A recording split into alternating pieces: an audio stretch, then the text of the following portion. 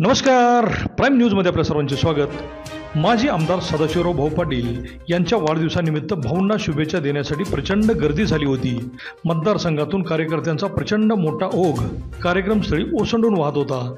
माजी खासदार संजय काका पाटील यांनी हजर राहत भाऊंना वाढदिवसाच्या शुभेच्छा दिल्या आणि येणाऱ्या विधानसभेला भक्कमपणे पाठीशी असल्याचे दाखवून दिले. गेले 2-3 दिवस अनेक कार्यक्रमात सदाशिव भाऊ व्यस्त होते, तरीही आजच्या या कार्यक्रमात त्यांच्या चेहऱ्यावर प्रचंड उत्साह दिसला. अतिशय प्रसन्न मनाने न थकता त्यांनी कार्यकर्त्यांच्या शुभेच्छा स्वीकारल्या. या कार्यक्रमावेळी बोलताना युवा नेते वैभव पाटील स्वतःला सावरू शकले नाहीत. मतदारसंघात रात्रंदिवस पायाला भेंगरी लावून पळणाऱ्या या युवा नेत्याला आयुष्यात ज्यांनी उभे केले, इथंपर्यंत आणलं, त्या माजी आमदार सदाशिवराव भाऊ पाटील यांच्याविषयी बोलताना अक्षरशः रडू कोसळले. त्याही परिस्थितीत त्यांनी भाऊंच्यावर प्रेम करणाऱ्या गर्दीला उद्देशून सांगितले की जे कार्यकर्ते माझीपासून दूर गेलेत त्यांना भेटून त्यांची माफी मागणार, पण एकही कार्यकर्ता दुरावू देणार नाही. एवढा प्रचंड प्रतिसाद मतदारसंघात मिळत आहे, त्या कार्यकर्त्यांना वाऱ्यावर सोडणार नाही असे म्हटल्याने वातावरण भावूक झाले होते.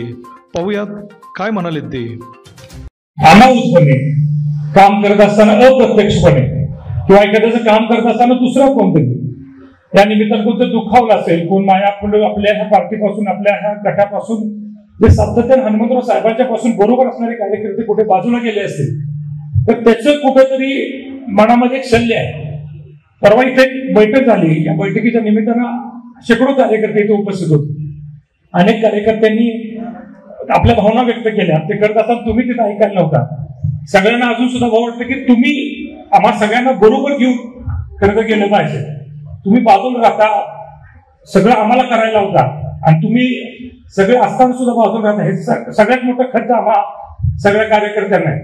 त्यामुळे राहून राहून असं वाटतं की मग आम्ही हे करतोय, हे तुमच्याकडे बघून करतोय. तुम्ही आमच्या आधारस्तंभ आहात. एक क्षण सुद्धा तुम्ही बाजूला आमच्यापासून होऊ नका, कारण की तुम्ही आहात की आमची ऊर्जा आहे, तुम्ही आहात आमची एनर्जी आहे, तुम्ही आमचं सर्वस्व आहे आणि आमच्या आधारवर तुम्ही असताना तुम्ही असं बाजूला राहणं बरोबर नाही.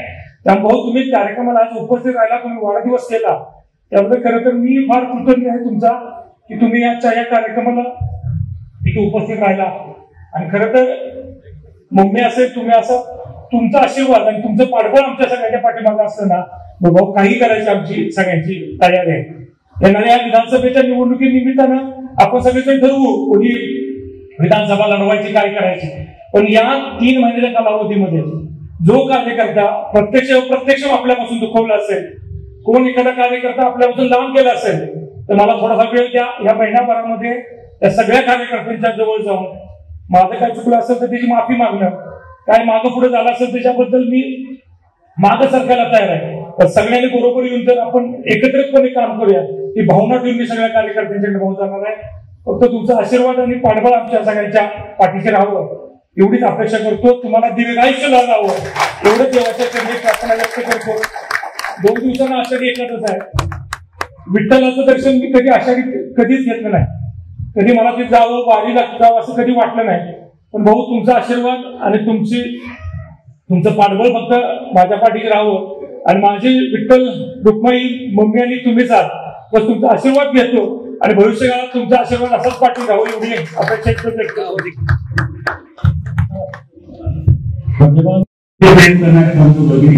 आमचे सर्व कुटुंबीय या निमित्तानं दादाने आपल्या भावना व्यक्त केल्या. एक वडील म्हणून त्यांनी माझ्याकडून काय अपेक्षा व्यक्त केल्या, परंतु राजकारणी म्हणून मी या ठिकाणी मुद्दाम सांगेन, एकदा वडिलांच्या पायाची चप्पल मुलांना पायाला बसली, आपल्याला दोन मिळाले, आपण भरारी घ्यायला पाहिजे. आमचे आशीर्वाद आम्ही बरोबर 100% आहे. परमेश्वराची कृपा आहे तर 100% आहे. लोकांचे आशीर्वाद आपल्या बरोबर आहे तर नक्की आहे. पण राजकारण कधी भावनेवरती करायचं नाही. वस्तुस्थिती आणि सत्य परिस्थिती याचं आकलन करायचं, अभ्यास करायचा, त्यातून सुधारण्याचा प्रयत्न करायचा. एक ठेस लागली म्हणून आपण थांबायचं नाही, दुसरी लागली म्हणून थांबायचं नाही, तरोमाळ झालं म्हणून थांबायचं नाही. ध्येयापर्यंत आपल्याला गेलंच पाहिजे. ही वस्तुस्थिती आपण जाणून घेतली पाहिजे आणि आपले ध्येय साध्य करण्यासाठी आपण प्रयत्नाची पराकाष्ठा केली पाहिजे. साहेबांचे आशीर्वाद, आमचे आशीर्वाद, परमेश्वराची कृपा आपल्या कुटुंबावरती 100% आहे. पण हे सगळं करत असताना मी तुम्हाला अजूनही सांगेन, या जमिनीवरच जाण्याचं तुम्ही जे ठरवलेलं आहे, या गोष्टीचा मला रास्त अभिमान वाटतो. कारण प्रत्येक कायद्याच्या जमिनीवरच जाणार. मी वडील म्हणून सांगेन की निर्व्यसनी कर्तृत्व संपन्न आणि आपल्या आई वडिलांचं मान राखणारे, रोज घरातून बाहेर जाताना आई वडिलांचा आशीर्वाद करणारे मुलं या कलियुगामध्ये मिळणं हे त्या आई वडिलांचं सुदैव आणि सुदैव. निराश अजिबात नाही, नाराज अजिबात नाही, परंतु याही पेक्षा तुम्ही मनात धरलेली स्वप्न या प्रयत्नपूर्वक या ठिकाणी पूर्ण करण्यासाठी या ठिकाणी धडपडतंय, या गोष्टीचं सुद्धा आम्हाला अभिमान वाटतो, आम्हाला समाधान आहे. हे सगळे परमेश्वराकडे सोडूया. पण ज्या लोकांच्या मुळे आपण इथपर्यंत आलो, ज्या लोकांनी आपल्याला हे सगळं वैभव या निमित्तानं आपल्याला या ठिकाणी मिळवून दिलं, त्यांच्या जीवावरती आपण राजकारण करतो, त्यांच्या प्रती आपल्या मनामध्ये प्रामाणिकपणा असला पाहिजे, आपण ठेवला गेला पाहिजे.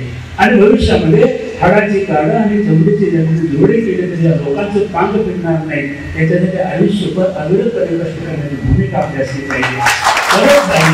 करता करता या निमित्तानं सद्भावना असेल, विचार करता असेल, ध्येय निश्चित असेल आणि आपल्याला जर सर्व लोकांचं या ठिकाणी कल्याण व्हावं असं आपल्याला सद्भावना आपल्या मनामध्ये असली तर परमेश्वर निश्चित यश देतो. मी जन्माला आलो त्यावेळेला नाकीकाल कुणाचा पोरगा होतो, माझे साहेब आमदार झाले, मी 2 वेळा आमदार झालो. वैभव पाटील माणसं तुमच्या बरोबर आहे, तुम्ही सुद्धा आमदार व्हायला काही हरकत नाही. नाव नाही बोलू नका, लोकांच्या बरोबर चला, आत्मपरीक्षण करा. लोक कोण दुखवले असेल त्यांना बरोबर घ्या. साहेबांची बरोबर माणसं माझ्या आयुष्याबरोबर कधी तोडली नाही, त्यांना कधी दुखवलं नाही. माझ्या बरोबरची माणसं तुमच्या बरोबर घ्या, तुमची माणसं तुमच्या बरोबर धावत्या. थोडा मंडळीचा आशीर्वाद घ्या, तरुणांना बरोबर घ्या, सर्वांना आदर्शवत जीवन जगण्याचा प्रयत्न करा. हेच तुमच्या बरोबर आहे, अजिबात घाबरू नका. आम्ही